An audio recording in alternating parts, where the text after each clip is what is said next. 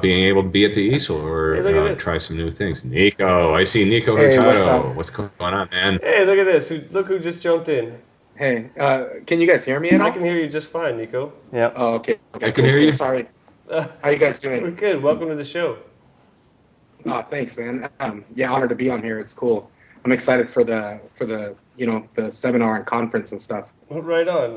So you're going to be at the Worldwide Tattoo Conference along with Guy. What are you going to be doing while you're there in Boston? Just trying to teach stuff that I've learned off Guy. Not just stuff that I've learned over the time of tattooing and just the last 11 years, and hopefully I'm excited just because I get to take the seminars too and get to listen to what people I admire have to say, and yeah, it should be a really great time. So, sorry, I didn't. I just want to say hi to Guy and hi to you guys Of at course. Tattoo Now and stuff. I didn't get to say it. I'm kind of like in the middle of like a tattoo right now, so Well, just jumping on here. thanks for joining us. We're going to get this graphic off the screen real quick. All right. So we got a question in from the chat room that I think all three of you could answer. And it's a message in from Holland. And they want to know where you draw your inspiration from. And Nico, we can start with you, and then we'll go with Guy, and then we can ask you Canman. So where do you draw your inspiration from for tattooing? I mean, obviously, so many tattooers inspire me, and inspire what I do. But I draw a lot of inspiration from like old painters, old portrait painters, things like that. I look a lot to painting now just to find out, what's out there and stuff, and they already know a lot about like portraits and things like that. So that really inspires me with the style of work I do. Yeah. Right on. Guy, where do you draw your inspiration from?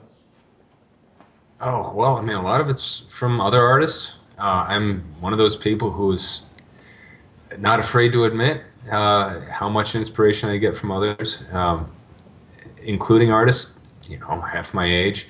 I'm shameless about stealing from others because so many have taken from me. I figure it's part of a cycle. You give freely, you take freely, and you'll find yourself feeling a lot more open to things in general if you're not too worried about, okay, well, this is the boundary of where my style begins and ends, and who cares about that stuff? Just do what you want, do what appeals to you. Take in art that appeals to you. Look at stuff that makes you happy, and regurgitate it in your own unique way. That's part of it. Look outside of tattooing, especially. That's really important too. I mean, if you really want to be inspired and take your work into new places, if all you look at is the work of other tattoo artists, so you're going to be seeing a pretty limited spectrum there. It doesn't hurt to go to an art museum or look at books from some of the classic artists. I mean, I've been enormously inspired by people like Dali and Max Ernst, M.C. Escher, Giger, of course, and these are all people that were around long before the tattoo renaissance happened and have inspired a lot of people. And then, of course, nature. I love nature, and you can see a lot of organic craziness in my work, and we live in the middle of it. I mean, you're seeing an image of my man cave here, but right outside this sliding glass door is the woods, acres and acres of it, and we're out there every day that it's not pouring rain.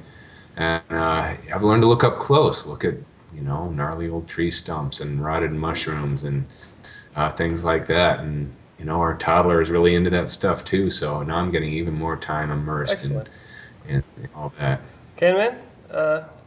I would agree with what Nico and Guy said as far as being inspired by other artists, going to museums, looking at books.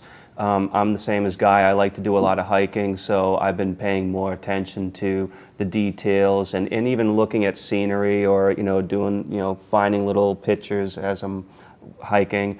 In addition to that, I think what's really helpful is in your travels and just wherever you're at, whether it's architecture or landscape or it could be people. I actually took a photo of a gentleman, I think I was in New York City, and I asked his permission, but he was a very, very old man, and his face was very withered, and he was very skinny. And I took a photo of him, and I actually used him as a reference for a demon that I did as a tattoo on somebody.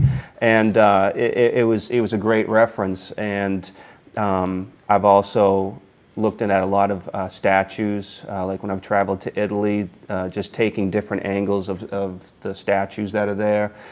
So everything that you see, it's really important not only to have a sketchbook with you every time you're traveling, but also have a camera with you, because you can capture things and take it home and look through all the photos, and you may see something in it that you didn't see before.